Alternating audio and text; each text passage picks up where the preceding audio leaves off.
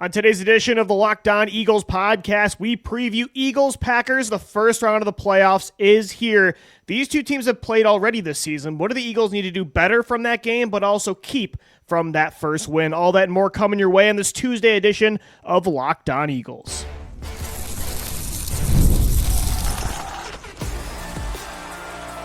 You are Locked On Eagles, your daily Philadelphia Eagles podcast. Part of the Locked On Podcast Network. Your team every day.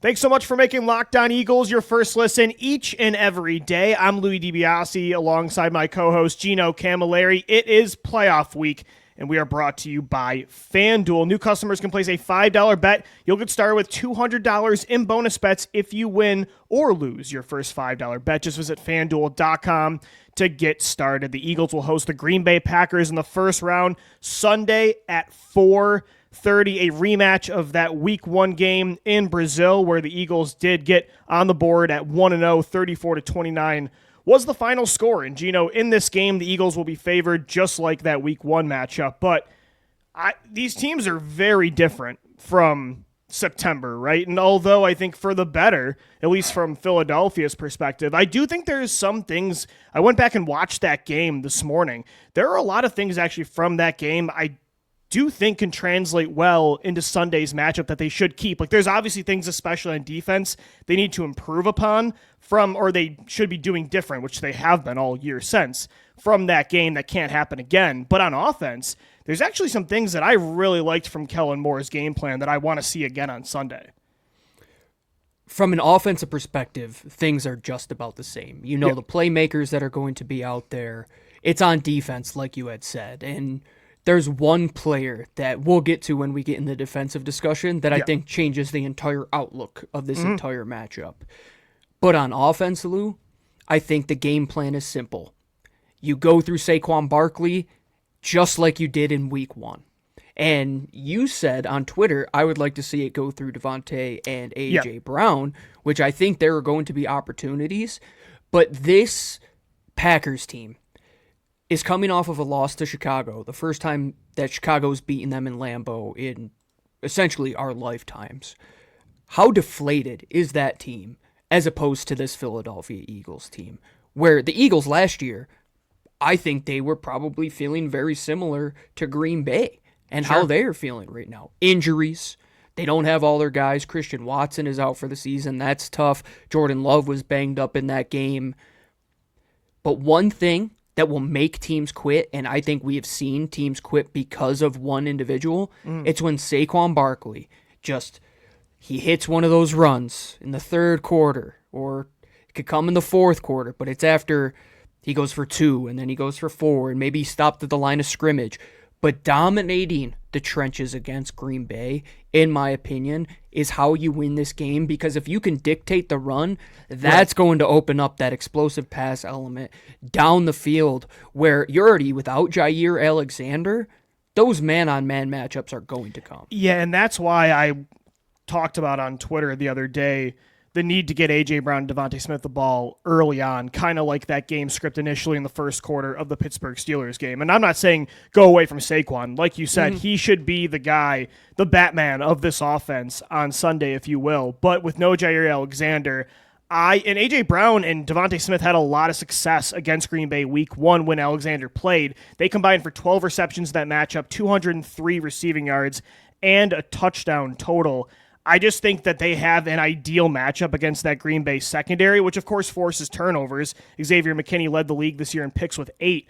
But overall, I love their matchup with the corners. And I just think overall, when you go back to that Packers game, they were doing everything well. Obviously, they turned the ball over, which wasn't good, but I loved the balance. Like, Saquon Barkley had 24 carries for 109 yards and 2 touchdowns, but Jalen Hurts also threw the ball 34 times. He had 278 yards and 2 scores. So Saquon even had that wheel route touchdown on the left sideline. I like the creative ways they used Barkley in that game. I'm with you. Saquon needs to be the face of the offense, but I do kind of like the balanced game script they had in that first game, and at least early on, I really want them to do what they did in Pittsburgh and kind of let Brown and Smith set the tempo, get up to a lead, and then pin your ears back and let Saquon just take this game over. Well, part of the thing that I was mentioning with Saquon wasn't just his running ability. I think you have to get back to using him as a vertical threat. I love the way they used him in the that first game. And Kellen Moore was using Saquon pre-snap motion-wise way more across the formation in the first game than I would say as the year went on. That became kind of less and less. And if you look at this matchup in particular, the linebackers for Green Bay, you got Quay Walker, who's a little bit banged up, Edgerton Cooper, Eric Wilson as well. But then you look at the corners without Jair Alexander, Lou. It's Eric Stokes, it's Carantine Valentine, and Cassine Nixon. So you saw all of those guys play in that first game, and you saw the outcome from A.J. Brown and Devonta Smith. The matchup, though, is in the middle of the field because if you can get Saquon then in these vertical areas after you have already forced them to come down and cover the box, well, now you're going to make Xavier McKinney, arguably their best player, be in conflict a lot of the time. Like, if I have to come down and support the run, well, that's going to open up some of these deep zone areas for AJ, for Devontae. The balance is going to come when you see the final box score, and all of these guys, I think, equate for 300 yards somehow together. That's how you win this football game. AJ, Devontae, Saquon Barkley, mix in a little bit of Jalen Hurts. You'll see some Dallas Goedert, but the big three, if they go for 300 yards total, and that's going to come with, I think, a lot of deep shots like they were doing in that game. That was the first game where they were implementing deep shots, implementing motion, which they could get back to. That was the highest game when it came to a motion perspective from Kellen Moore. The first game of the season. But you just have to lean on what has got you there. And that is the balance. The effectiveness from that Pittsburgh game and knowing that Saquon at any point can be a 100-yard rusher and he could beat anybody and get open in these zones where you're going to have to trust him. And you're going to have to trust these playmakers as well, because without the big three, you're going to have to see Jahan hit a corner three every now and then. Sure. And same with Dallas Goedert. Yes, exactly, Lou. And this is the game, though, where do you have the horses to run with Philadelphia for 4 quarters? Right. If Philly doesn't play games and they get those 3 of the football, I just don't know how Green Bay is going to win. And Green Bay has a good it for roster. like 35 minutes too, like it's going to be tough to overcome that for Green Bay. Like you said, Lou, that's a talented Green Bay team. It's good, yeah. But one we saw on a different continent, on a field which Peter Bukowski loves to say was quote unquote an ice rink, and a completely different team. I mean, from an offensive perspective, they didn't have any sense of identity. Such a cleaner. Yeah. Jalen Hurts was turning the ball over in the red zone. He wasn't efficient in his own end zone. Yeah. It's a completely different offense. And then defense, which I'm chomping at the bit for this defensive matchup. That is going to give this offense so many more opportunities with good field position that they did not give them in week 1. Green Bay scored a bunch of points. That was one of the games that they allowed 30 or more points. Only 3 times all year did they do that, twice before the bye. How much different is this team from then, Louie? It's a completely different outlook, in my opinion. It's much improved. I think that's an understatement to say. But one thing, again, if you're going to say, what do you want to carry over from that game, it is the domination of that big 3. Saquon Barkley, Devonta Smith, A.J. Brown, those guys combined for over 300 yards. That big 3... When you think about it, Gino, because of how bad the defense was in that game, because Jalen Hurts was turning the ball over, why did you win that football game? What's the main reason? It was your big 3. So that, if there's one thing I'm going to say, this is one thing I want to carry over from week 1. There's not a whole lot. It's a different football team. I think it's that domination. Don't play games. Get number 11, number 26, and number 6 of the football all game long, and I think you're going to win this football game. And we were, I would say, nitpicky with Nick Sirianni through the first 4 weeks when it came to aggressiveness. But one thing in that game that he did not hold back on was being aggressive, knowing that they had to put the ball in the end zone time after time after time, and they didn't just sit on their hands, punt in some scared situations and play not to lose. That was the first game where you really saw them, that they had to play the full game and play to win a football game. And if you think it's going to be any different in a playoff game against a team that I think a lot of people have written off, and the more I hear the talking heads and people on Twitter hyping up the Eagles, I'm like, hang on, this is still a very good Green Bay team. Even though they have the injuries, They still have players. Their offensive line is intact. Josh Jacobs is still going to be a problem. The tight ends are an issue. Yeah, we forgot Jaden Reed absolutely decimated this team in that first go-around.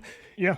If I got to say one thing I want to see them keep, Lou, from that first game is Nick Sirianni's aggressiveness. I think they're clutch gene too, right? I mean, all the guys we're talking about made some huge plays in the fourth quarter. And if the Eagles blow out Green Bay, would I be surprised? No, because I think they have the capabilities of blowing out anybody. But I think it is going to be a close game in the fourth quarter. And the good thing is this Philadelphia Eagles football team all year showed that in a close game in the fourth quarter against good football teams, like, their best players make the best plays. So that's another thing I think they did really well week one. Even Jalen with his legs was when they had to have them, money downs, money situations, like they did come through in that one. But I'm glad you mentioned Jaden Reed, the defense as well. There are things from that first game that can't happen again. We'll get into that coming up next as we continue to preview Eagles-Packers, the first round of the playoffs, right here on the Locked On Eagles podcast.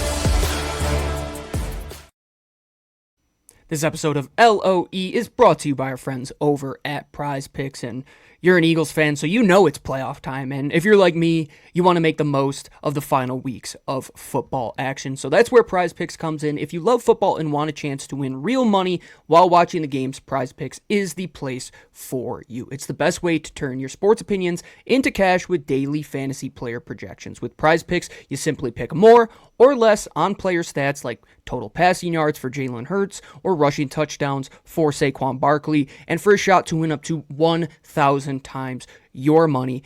It's easy to make your picks. It takes as little as 60 seconds. They also have flex plays to boost your payout. You could cash out quickly and get your money like the 10 million members and the billions of winnings that they've handed out simply and easy after you win. And if you're saying, Gino, how do I get this offer? Well, all of our Locked On NFL and Locked On Eagles listeners, download the app today and use code LOCKEDONNFL to get $50 instantly after you play your first $5 lineup. That's Prize Picks. Run your game, and you don't even need to win after you play that $50 lineup. Again, Prize Picks. Run your game. Thanks so much for making Locked On Eagles your first listen and watch each and every day. We are getting you ready for the wild card matchup between the Philadelphia Eagles and the Green Bay Packers at Lincoln Financial Field, the first playoff game at the Link since the 2022-2023 NFC Championship against the San Francisco 49ers. The vibes are going to be high. The atmosphere is going to be crazy. And that's one thing the Eagles weren't able to have an advantage of over Green Bay week one because, Gino, they were in Brazil. So there were things in that game that I just don't think will happen again. Number one, as you mentioned in segment one, the field conditions. And number two, Jaden Reed, Josh Jacobs, like those are the Packers' two top weapons. Those two destroyed the Eagles defense week one. But a huge difference now is Avonte Maddox is not playing in this football game. It's Cooper DeJean. And Cooper DeJean did not allow a single touchdown in coverage this year. Actually, he had the second lowest target EPA allowed all season. Like, he is the Jenga piece. I think the complete difference maker from the first game to now, and that's a huge matchup is DeJean versus Reed, and then just containing Josh Jacobs. Like, I think that's why Jordan Davis is underratedly important in this one as well. Though the Green Bay Packers will be without Christian Watson, I think a lot of Eagles fans thinking back to that game, and if you go and watch it again, you remember in the red zone, where the Eagles defense has been exceptional since those first couple games, Avonte Maddox, the smallest player in the secondary, was covering, in man coverage, Christian Watson one-on-one. Easy pitch and catch on a slant. No. That's not going to happen anymore. You're going to see Cooper DeJean, who he's not going to just match up on their wide receivers, Lou. He's going to match up on Musgrave, on Kraft. He's going to probably cover Josh Jacobs out of the backfield at times. He's going to be reliable as a tackler as well. Talk about things you want to see change from that first game. They were not a team that pursued well to the football. Oh, terrible. That could set an edge. Yeah. That could get multiple hats to the ball. Mm-hmm. Now, it is everybody's a heat-seeking missile. We're going to have at least 4 to 5 guys tackling the football. We're forcing turnovers at the point of attack. And so much of it stems from not just Cooper DeJean, Lou.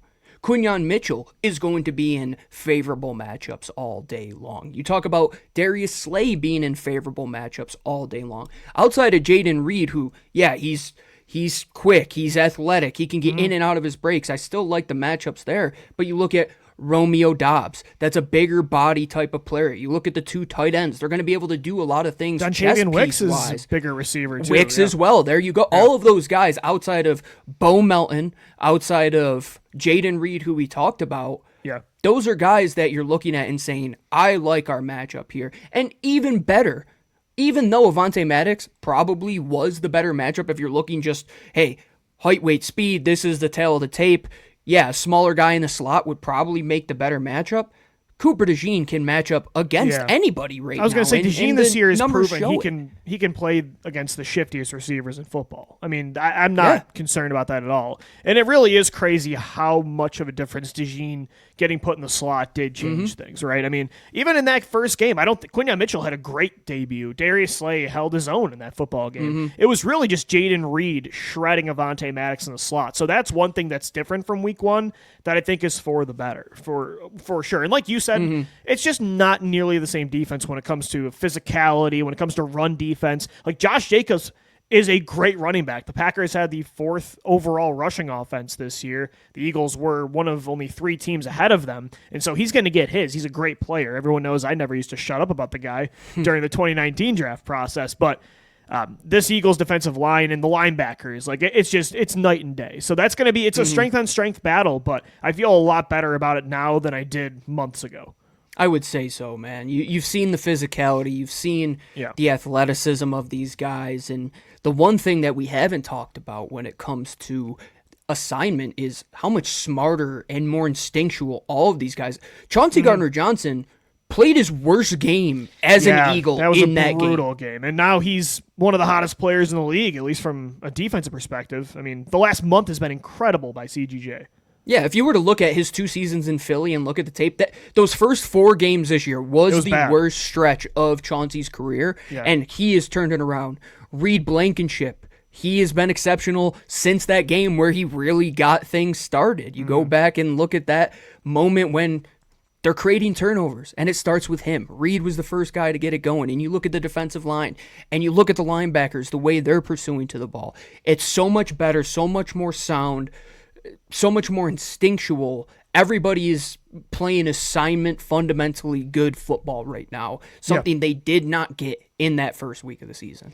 Gino, another thing I do want to see change from week 1, and I think this was, after the bye week, something that helped kickstart the offense, and I think it's kind of faded as the end of the year has gone on. I want to see, and we saw it with Tanner McKee, actually. This is a takeaway we can have from the game with all the backups in.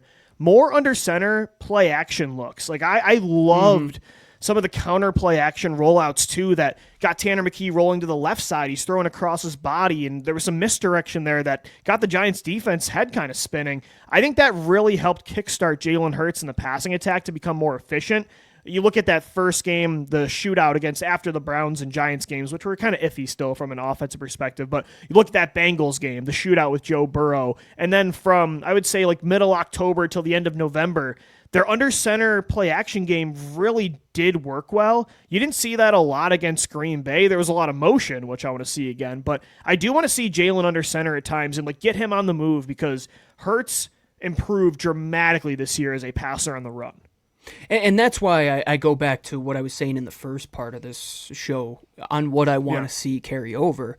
If Saquon can be the guy that predicates your offense, and then you can continue to run these read option type of things, which the last play we saw Jalen Hurts run in the regular season was a quarterback, not a read, but just a straight draw, and it was beautiful. It was a beautiful those run worked all year. Yeah. Something that they were not great in was getting the quarterback run game going in those first 4 games. It took a little bit after the bye week for Jalen Hurts to really be that runner. We were wondering if he was shot. Exactly, because he was running perspective. What is different, Jalen Hurts' explosiveness, he's not, that is night and day too, man. He put on his PF Flyers halfway through the season, and he looks like Benny the Jet Rodriguez, making everybody miss to the edge, and now you are going to make the linebackers Xavier McKinney, their best play.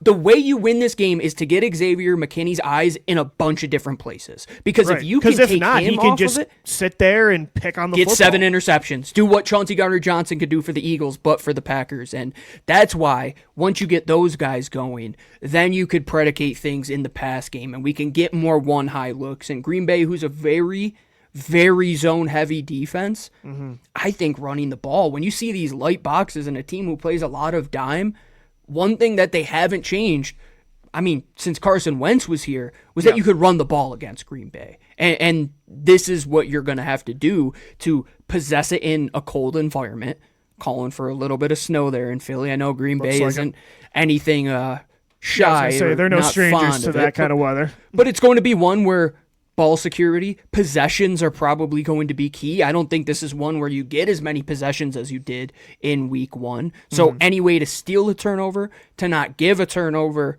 that's the other thing that's got to change. You cannot turn the ball over like you did week 1, where especially in the red zone, in your own end zone, you cannot have Jalen Hurts pressing. He's done a great job of changing that since the bye week, but hopefully that does not suddenly turn back around with the playoffs. He's trying to catch back up, knock the rust off. Again, I like that they're aggressive at times. Like that Pittsburgh game, I thought being aggressive helped kickstart the first quarter offense, which has been abysmal throughout the majority of the year. But you got to be smart with it, because the Packers, that's one thing. I'm not like Gino, like terrified of anybody personnel-wise in their secondary. Like there's not this guy's going to cover A.J. Brown or Devonta Smith fear. But they're very good at being opportunistic. And it's not just Xavier McKinney, but it starts with McKinney, who led the league in picks this year. So that's the last thing I would say is that needs to change from week 1, the untimely turnovers. Like you can't have that in the playoffs.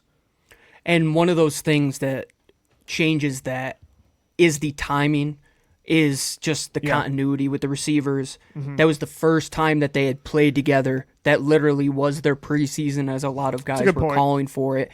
And I want to jump back real quick to your point about just being aggressive with the passing game and utilizing some of these play actions to open up some of these windows. One thing that they did well in these play action looks was motion into bunches, motion into stacks, and they would...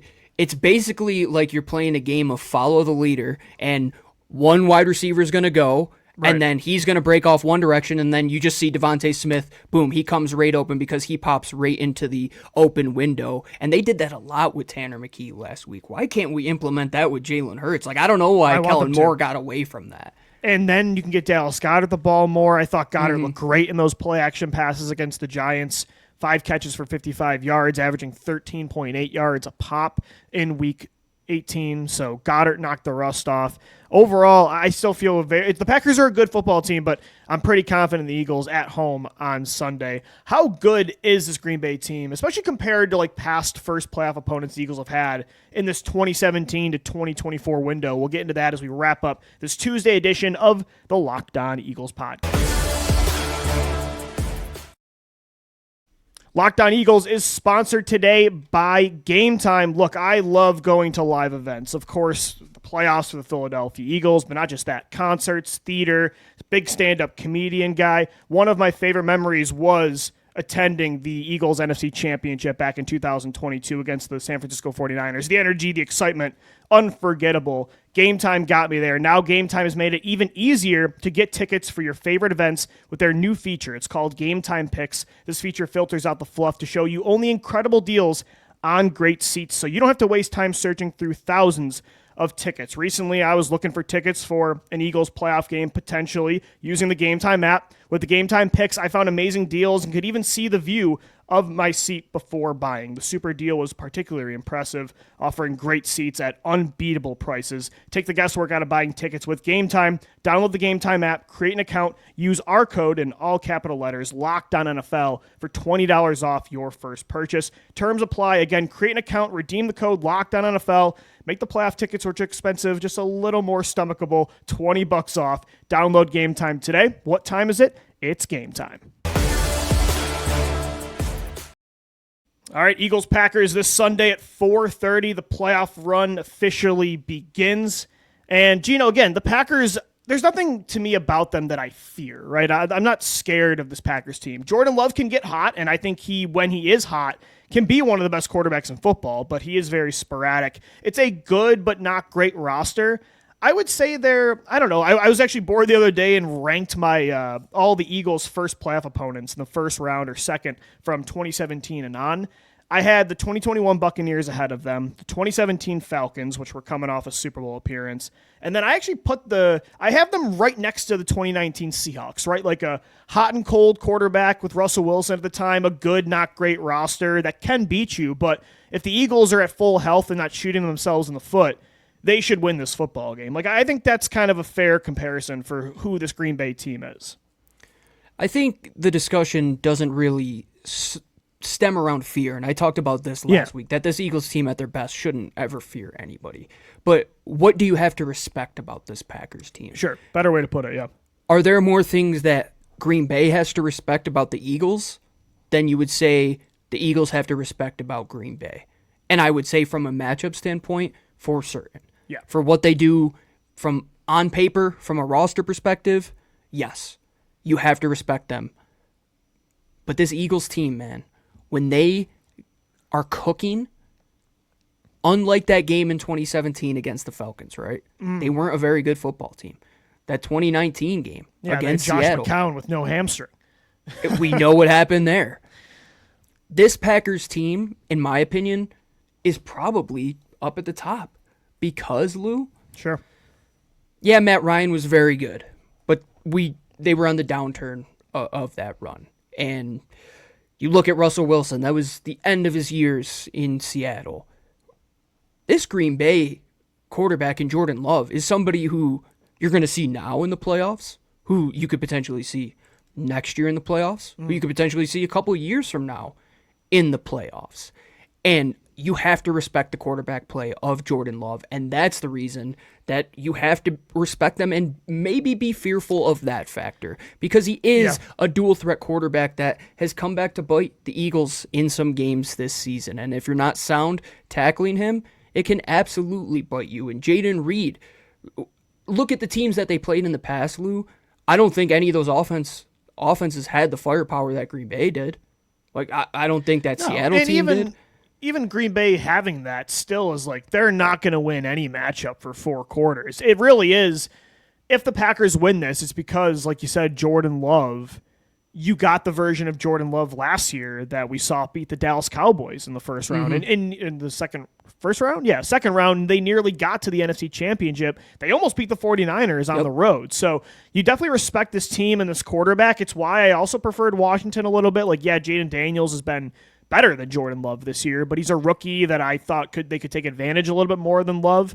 But again, this Eagles team, they're coming into the playoffs hotter than they were in 2017, hotter than they were in, I would say, 2018 and 2019 as well, certainly 2022 and 2023. So it's not really about what the Packers can do. It's all about what the Eagles can do. If they're on their game, sure, Green Bay could keep it close, but I don't think they, even with their complete roster, can keep up if the Eagles are not doing things like they did week 1, where they're not tackling well, where they're just the fundamental things. They're turning the ball over. They're forcing the issue.